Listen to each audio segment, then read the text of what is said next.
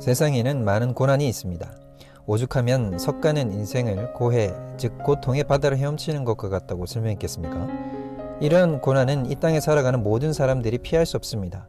인생에 찾아오는 불행과 갖가지 어려움은 믿는 사람이든 그렇지 않든 누구나 겪을 수밖에 없는 숙명과도 같습니다.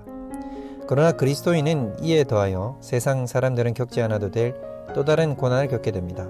바로 예수님의 제자로서 당하게 되는 고난입니다. 예수님은 제자의 자격에 대해 마태복음 16장 24절에서 이렇게 말씀하셨습니다. 이에 예수께서 제자들에게 이르시되 누구든지 나를 따라오려거든 자기를 부인하고 자기 십자가를 지고 나를 따를 것이니라. 그리스도인이 되고자 한다면 그 사람은 자기 자신을 부인하고 십자가를 지고 예수님을 쫓아야 합니다. 이것이 바로 제자도입니다. 따라서 그리스도인은 세상에 사는 모든 사람들이 겪는 인생의 고난뿐 아니라 예수를 따름으로써 겪게 되는 고난을 더하여서 받습니다. 그리스도인이 되면 고난이 줄어드는 것이 아니라 더 늘어납니다. 그게 진실입니다. 예수님은 한 번도 자신을 따르면 고난이 더 줄어들 거라고 말씀하신 적이 없습니다. 도리어 더 고난받게 된다고 말씀하셨습니다.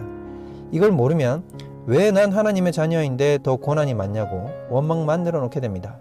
그리스도인으로 살아간다는 것이 결코 간단한 일이 아님을 알아야 합니다. 진정한 제자는 그리스도를 위해서 자신을 내려놓습니다.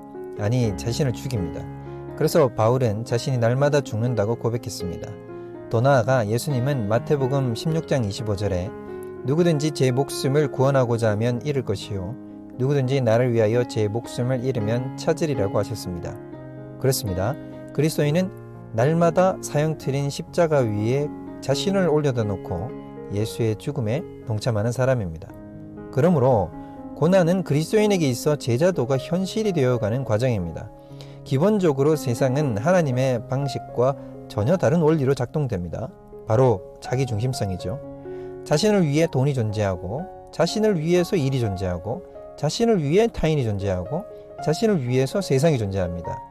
자본주의와 같은 세상의 정치, 경제, 사회, 문화 전반의 여러 원리들이 인간의 자아중심주의를 바탕으로 작동합니다.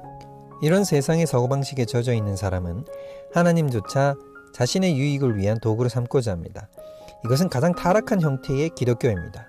도덕과 윤리가 무너진 것이 진정한 타락이 아니라 바로 하나님을 도구 삼는 가짜신앙이 진정한 타락이라는 것을 알아야 합니다. 그런데 진실한 그리스도인은 자신이 아니라 말 그대로 그리스도를 위해서 살아갑니다. 세상과 전혀 다른 원리를 바탕으로 살게 되는 거죠. 도리어 자신을 죽여 그리스도의 가치를 자기 안에 그리고 이 땅에 실현하려고 합니다. 그래서 그리스도인은 세상에 속했지만 세상에 속하지 않은 이중적 존재로 살아가게 됩니다. 따라서 그리스도인에게 세상에서 살아가는 것은 낯섦과 고통의 연속이 될 수밖에 없습니다. 마치 타국에서 나그네로 있는 자에게는 그곳에서의 삶이 낯설고 서러운 것 같이 그리스도인의 삶도 이 땅에서 그러합니다. 한마디로 그리스도인의 삶의 방식과 세상의 방식이 다르기 때문에 고난이 필연적이라는 뜻입니다. 만약 그리스도인의 삶에 이러한 고난이 없다면 그것은 세상과 같은 방향으로 살아가고 있다는 증거입니다. 물결에 휩쓸려 똑같이 떠내려가는 자에게는 불편함이 없습니다. 그냥 둥둥 떠내려가면 돼요. 그러나 물결을 거슬러 헤엄치는 자에게는 물결의 저항이 고통스럽게 느껴질 수밖에 없습니다. 우리에게 이런 고통과 고난이 있을까요? 우리는 어떻게든 고난을 멀리하려고만 합니다. 자신이 그리스도인으로서 학교와 직장과 가족과 친구와 주변인에게 알려지는 것을 꺼려합니다. 그리스도인이라는 주변의 눈총이 받기 싫고 굳이 그리스도인이라는 정체성 때문에 불편을 겪고 싶지 않기 때문입니다. 자신의 정체성을 감추며 세상의 방식에 철저히 동화되어 살아가다가 잠깐 주일 예배에 그리스도인인 척 앉아있을 때가 더 많지 않습니까? 세상에서 그리스도인이 가장 보기 싫을 때가 언제일까요? 바로 그리스도인이 예수를 위해 살지 않고 자신을 위해서 살 때입니다. 그리스도인이라면서 이기적인 욕구를 세상 사람들보다 더 나타내고 자기 유익을 앞세우는 사람이 되면 그것만큼 역겨운 것이 없게 됩니다. 너희는 세상의 소금이니 소금이 만일 그 맛을 잃으면 무엇으로 짜게 하리요? 후에는 아무 쓸데없어 다만 밖에 버려져 사람에게 밟힐 뿐이니라. 오늘날 기독교가 바로 이러한 상태임을 부정할 수 없습니다. 얼마나 많은 사람들이 맛이른 소금 같은 기독교를 보고 실망하고 있습니까? 단순히 욕심을 부리지 말라는 것이 아니라 예수를 위해 어떻게 하면 살아갈 수 있을까를 치열하게 고민하고 그것을 어떻게든 삶에서 나타내려 하는 몸부림이 그리스도인에게는 보여져야 한다는 것입니다. 세상 사람들이 봤을 때 저 기독교인은 이해하기 힘들고 별난 구석이 있지만 뭔가 자신들과는 다른 고뇌와 치열한 아우라가 있다는 것을 보여줄 수 있어야 됩니다. 우리가 어려움과 고난을 겪을 때마다 우리의 겉사람은 후패합니다. 우리의 육체가 후패하고 우리의 옛 자아도 깎여갑니다. 그러나 우리의 속사람은 날마다 새로워집니다.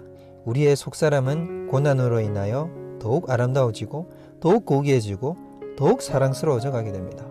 이러한 역설이야말로 기독교의 승리인 것이죠.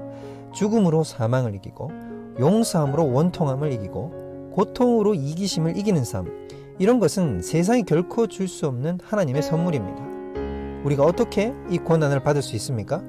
사랑 때문입니다. 예수를 사랑하는 자는 예수를 위해서 희생합니다. 예수를 사랑하는 것만큼 예수를 위해서 자신을 내려놓습니다. 그런 자에게는 그 자기 부인이 고통이 아니라 기쁨이 됩니다. 이것이 바로 사랑의 역설이요 강력인 것입니다. 하나님은 제자의 길을 걸어가는 자에게 누구도 알 수 없는 기쁨을 선사하십니다. 세상이 줄 수 없는 그 기쁨이 여러분의 삶에 넘치기를 기도합니다.